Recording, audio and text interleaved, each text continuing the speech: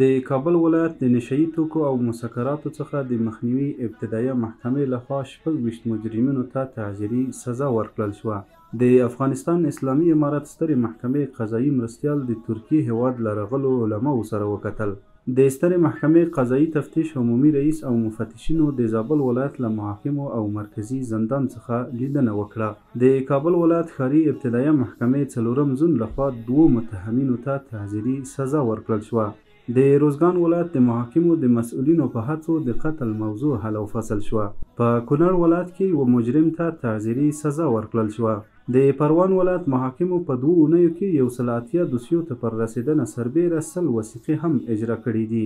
د سمنګان ولایت محاکمو په 2 اونیو کې 120 دوسیو ته پر رسیدنه سربیره 2 وثیقې هم اجرا کړي دي. په سرپل ولایت کې یو مجرم ته تعزیري سزا ورکړل شوه. د بامیان ولایت محاکمو په 2 اونیو کې 40 دوسیو ته پر رسیدنه سربیره 9 وثیقې هم اجرا کړي دي.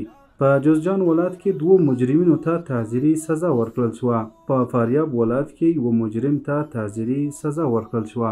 د کاپیسا ولایت ښاري ابتدایه محکمې مسؤلینو په هڅو د 2 کورنیو ترمنځ دښمني حل شوه.